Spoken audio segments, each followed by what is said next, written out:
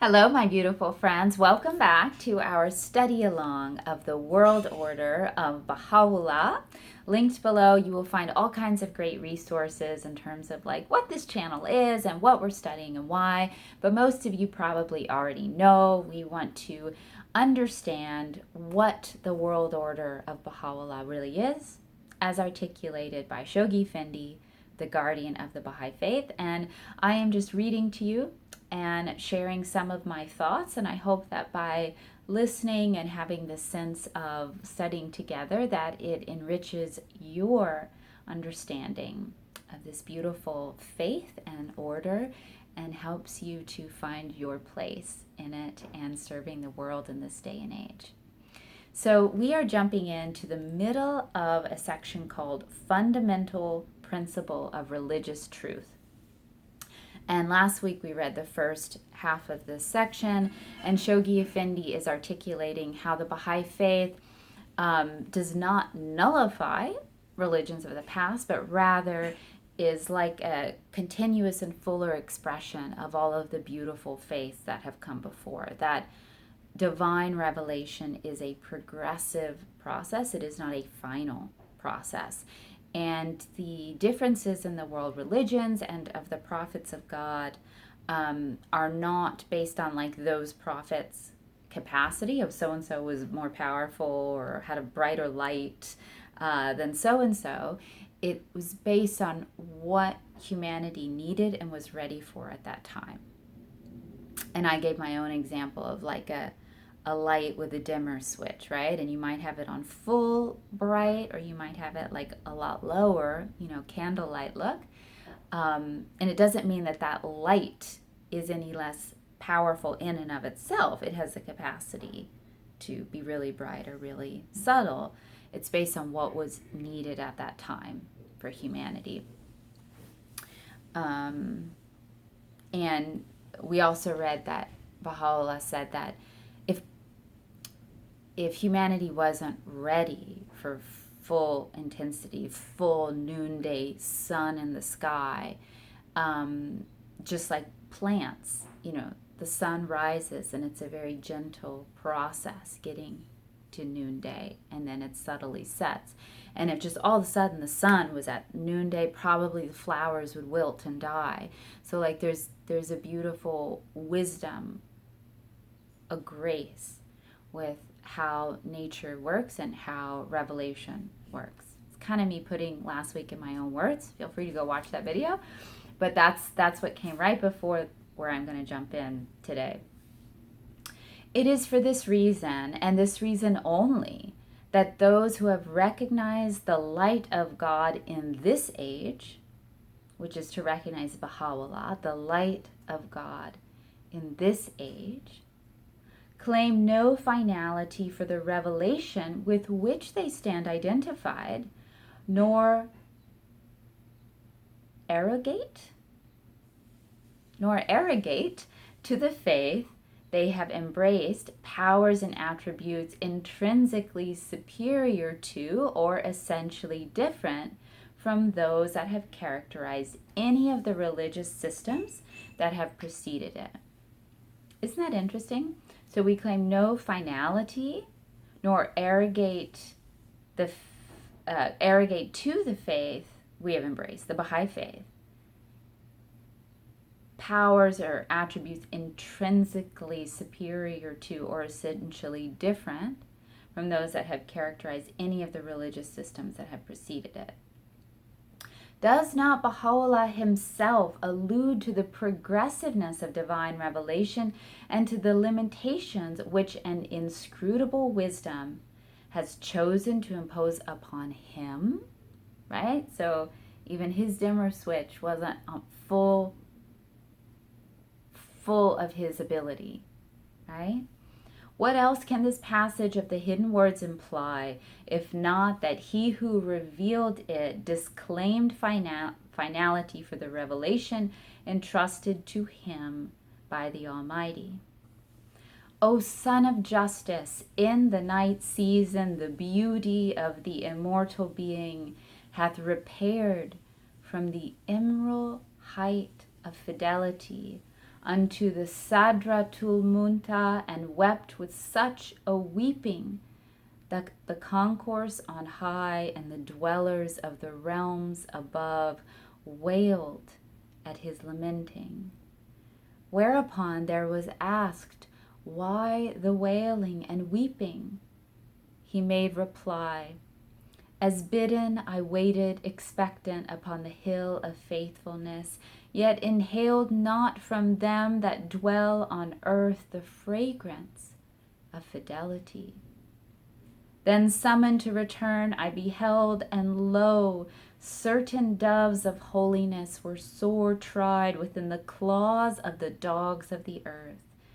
Thereupon the maid of heaven haste forth, unveiled and resplendent from her mystic mansion, and asked of their names, and all were told but one.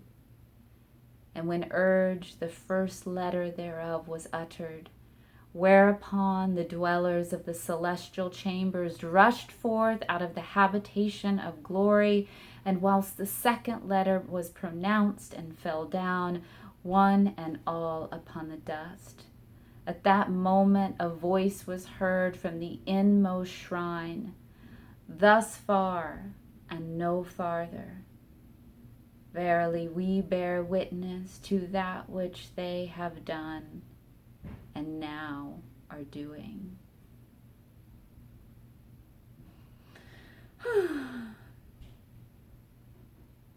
I would be very interested in your comments, what you hear in this hidden word. It's very mystical, it's very visual, it's very beautiful, it's very sad. Given the context that Shoghi Effendi has set up for us, I hear very much that because of humanity's unreadiness, there was intentional dimming, right, using my own analogy there, a holding back of some of the revelation. Going on, the revelation of which I am the bearer, Baha'u'llah explicitly declares, is adapted to humanity's spiritual receptiveness and capacity. Otherwise, the light that shines within me can neither wax nor wane.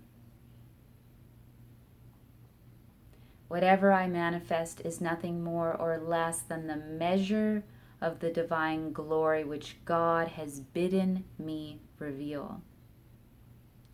If the light that is now streaming forth upon an increasingly responsive humanity, with a radiance that bids fair to eclipse the splendor of such triumphs as the forces of religion have achieved in past days, if the signs and tokens that proclaimed its advent have been in many respects unique in the annals of past revelations, if its votaries have evinced traits and qualities unexampled in the spiritual history of mankind, these should be attributed not to a superior merit which the faith of Baha'u'llah as a revelation isolated and alien from any previous dispensation might possess, but rather should be viewed and explained as an inevitable outcome of the forces that have made this present age infinitely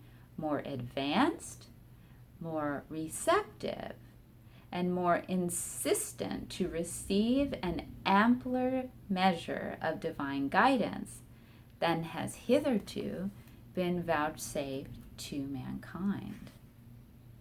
So interesting, you guys.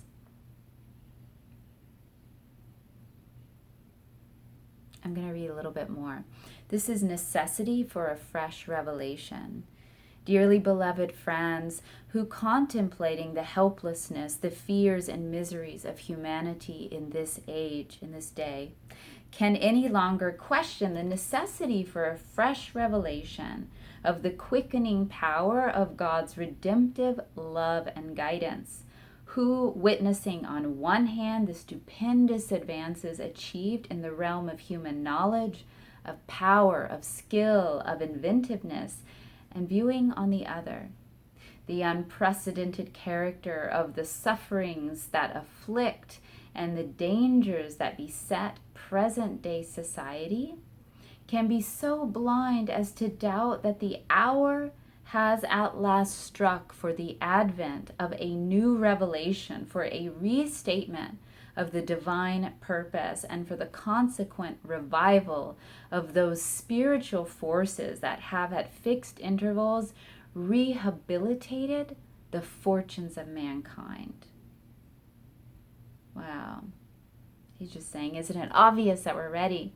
Does not the very operation of the world unifying forces that are at work in this age necessitate that he who is the bearer of the message of God in this day should not only reaffirm the self-same exalted standard of individual conduct inculcated by the prophets gone before him, but embody in his appeal to all governments and peoples the essentials of that social code, that divine economy which must guide humanity's concerted efforts in establishing that all-embracing federation, which is to signalize the advent of the kingdom of God on earth. May we not, therefore, recognizing as we do the necessity for such a revelation of God's redeeming power, meditate upon the supreme grandeur of the system unfolded by the hand of Baha'u'llah in this day. May we not pause, pressed though we be by the daily preoccupations which the ever-widening range of the administrative activities of the faith must involve, to reflect upon the sanctity of the responsibilities it is our privilege to shoulder. Thank you so much for studying with me, my friends. Please remember to subscribe to this channel, like this video, feel free to comment. I love hearing from you. It really enriches our study. I will be back next week, 2 p.m. Central Standard Time, with more.